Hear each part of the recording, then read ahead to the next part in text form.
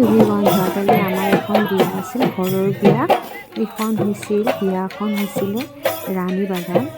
চ' এখন ঘৰৰে বিয়া আছিলে, ৰাণী বাগানত দিছিলে ৰিচিপশ্যন, মানে কইনাৰ ঘৰৰ ফালৰ পৰা। তো আমি বিয়াখনত গৈছিলোঁ, যিহেতুকে নিজৰ ঘৰৰ মানুহ হয়।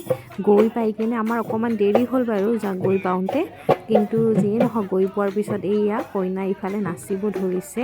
আৰু আপোনালোকক গোটেই ডেক'ৰেশ্যনখিনি অকণমান বিয়াৰ তাৰমানে থুলমূলকৈ অকণমান ই আছিলে ষ্টাৰ্টাৰ্ছৰ, মানে বিশেষকৈ তেনেকৈ দেখুওৱা নাই মই বাৰু, ওপৰে পৰা আপোনালোকক জাষ্ট ডেক'ৰেশ্যনখিনিৰ কাৰণে দেখাইছোঁ।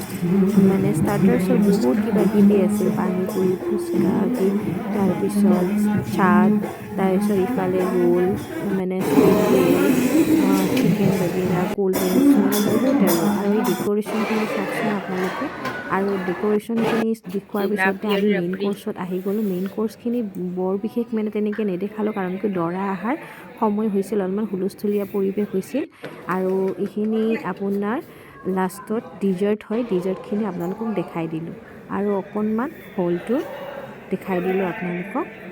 আশা কৰিছোঁ আপোনালোকে ভিডিঅ'টো চাই ভাল পাব। সৰুকৈ বনালোঁ, কিন্তু চাই কেনে ভাল পাব আপোনালোকে।